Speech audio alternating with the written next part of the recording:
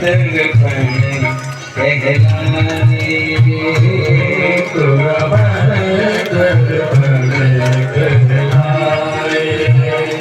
भले बुरे सारे कर्मों को, भले बुरे सारे कर्मों को देखे और दिखाए तोरा मन दर्पण कहलाए तोरा मन दर्पण कहलाए।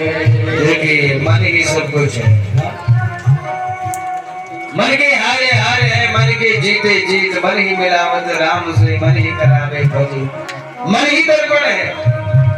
और इस दर्पण में अपना चेहरा देखें, हम इसमें दूसरे को देख रहे हैं, दूसरे को हम देखते हैं ये छोटा है, ये बड़ा है, ये काला है, ये गोरा है, ये ऐसे रहता है, ये ऐसे खाता है, ऐसे चलता है। काहे? एक बार हम अपने आप को देखें तो घृणा हो जाएगी अपने आप से। सच बात ये है, हम दूसरे में बुराइयां खोजते हैं, दूसरे में कई दोष देखते हैं, लेकिन जब एक बार अपने आप को देख लें तो दूसरा हमारे समान दोष युक्त होता ही नहीं। यही सच्चाई है। इसलिए आपका मन ही आपका दर्पण है। भले बुरे सारे कर्मों को देखे और दिखाए, सब कुछ दिखाने वाला ये मन है।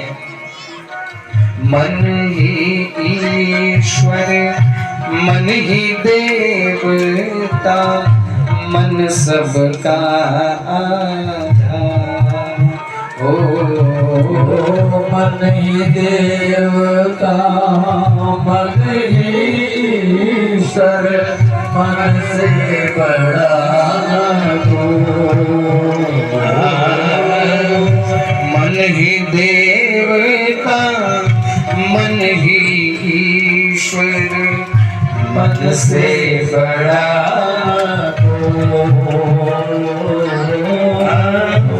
मन से कोई हार सके ना, मन से कोई बात छुपे ना।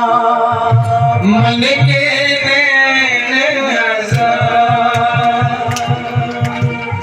इससे जाए भाग ले कोई, जग से चाहे भाग ले कोई, मन से भाग न पाए तोरा मन दर्पण कहलाए तोरा मन दर्पण कहलाए तोरा मन दर्पण कहलाए ओ तोरा मन दर्पण कहलाए। मन के नैन हजारों नैनों से मन सब देखता है। इसलिए जो अपने अंदर राम बैठे हैं, उस राम सत्ता का बोध करना है। झूठ बोलने से पहले, पाप करने से पहले एक बार हम ये समझ लें कि एक राम हमारे अंदर भी बैठा है। कई बार हम लोगों को पाप करते समय, झूठ बोलते समय, अधर्म करते समय हमको लगता है हमको कोई नहीं देख रहा है। हम अपने आप को बहुत चालाक समझते हैं, बहुत चतुर समझते हैं। लेकिन आप जानते हैं कि भगवान का एक फोटोग्राफर है, उसका नाम है चित्रगुप्त। जानते हैं आप चित्रगुप्त नाम सुना? 14 यमों में यमाय नमः, धर्मराजाय नमः, मृत्यवे नमः, अंतकाय नमः, वैवस्वताय नमः, उदुम्बराय नमः। उसमें है चित्राय नमः और चित्रगुप्ताय नमः। तर्पण जब दिया जाता है तो चित्रगुप्त वो सारा हिसाब किताब रखते हैं। वो किसके हैं? यमराज के मुनि में है सारा हिसाब किताब। और इनके पास ऐसा कैमरा है, ऐसे फोटो खींचते हैं कि ये हर चित्र को गुप्त रूप से ले लेते हैं, हमको पता ही नहीं लगता। वो सारी वीडियो बना रहे हैं, वो सारी रिकॉर्डिंग कर रहे हैं। और जब हम यहाँ से जाते हैं तो वहाँ तो हम झूठ भी नहीं बोल सकते। वो तो फट से ऐसे बटन दबाते हैं कि जो भी सब कुछ हम लोग कर रहे हैं ना, वहाँ पर वो साफ साफ दिखाई देता है। जैसे कोई किसी का वीडियो बना दे और बाद में कोई मुकर जाए कि हमने तो ऐसे बोला ही नहीं, फट से उसका वीडियो दिखा दो, देखो तुम ही तो हो। ऐसे ही चित्रगुप्त हर एक घटना का चित्र खींच लेता है।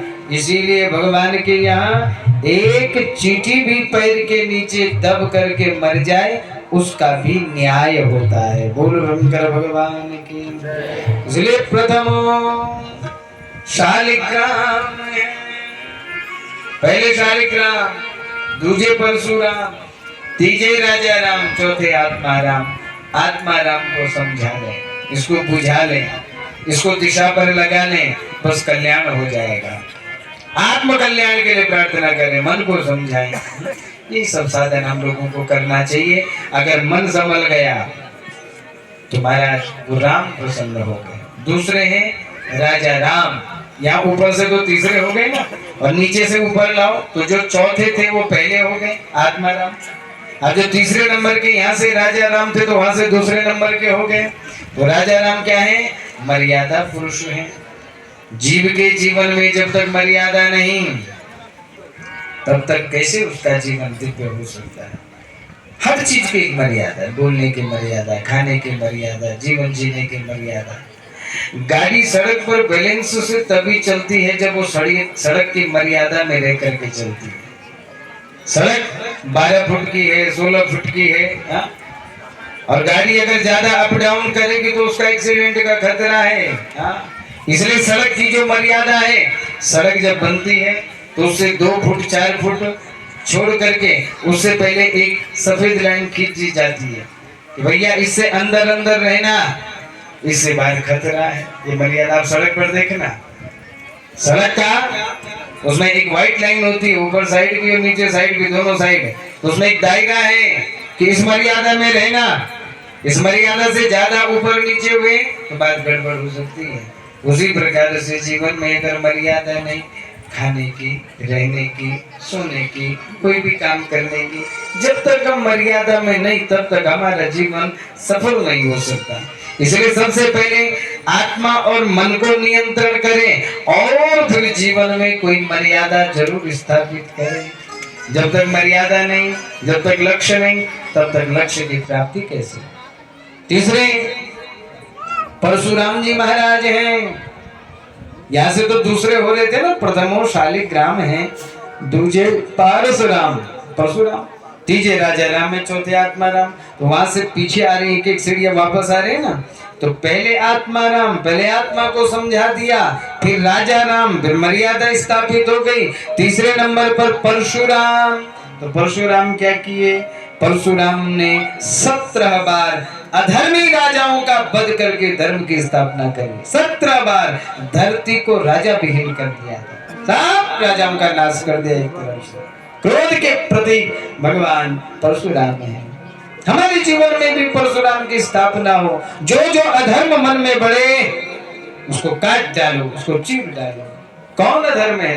काम, क्रोध, लोभ, मोह, छल, पाखंड, दंभ, ये तो राजा हैं। जैसे परशुराम ने जिनका नाश किया था, उसी प्रकार से हमको भी चाहिए। मन में अगर ऐसा कोई राजा उत्पन्न हो रहा है उसको मार डालो, परशुराम को याद करके। काम को मारो, क्रोध को मारो, लोभ को मारो, ईर्ष्या को मारो, छल को मारो। लेकिन हम लोगों ने तो पशुओं को मारना शुरू किया, बेजुबान को मारना शुरू किया। कई बार अब बोलना भी क्या, हमारी परंपराओं में भी ये सब कुछ है। कई बार हम भेड़ बकरियों को मारते हैं, बड़े बड़े जानवरों को मारते हैं। वैसे तो हमारी परंपरा का ये हिस्सा है नहीं। और देखो मानवता का लक्षण भी अगर हम लोग देखें कि कैसे हम लोग ये कल्पना भी कर सकते हैं। वैसे तो हमारी वैदिक परंपरा में कहीं यज्ञ में पशु बलि का विधान है नहीं। और जो हमने हमारी परंपराओं में स्थापित हो भी गया, कई बार आपने देखा होगा कि जैसे पीपल का या बड़ का बड़ा पेड़ होता है ना, बहुत बड़ा पेड़ होता है, पर उस पर आपने देखा होगा कि कुछ बेल ऐसी लिपट जाती हैं कि वो भी एकदम ऐसा लगता है कि जैसे पीपल का ही पेड़ है, जैसे पीपल का ही पेड़ का हिस्सा है, जबकि वो पीपल के पेड़ का हिस्सा नहीं है, वो बड़ के पेड़ का हिस्सा नहीं, उससे जुड़ गया है, उससे मिल गया है। लग रहा है कि ये बिल्कुल पीपल का ही पेड़ से जन्म लिया है, लेकिन वहां का है नहीं। उसी प्रकार से हमारी वैदिक परंपरा में हिंसा का कहीं कोई स्थान है ही नहीं। मध्यकालीन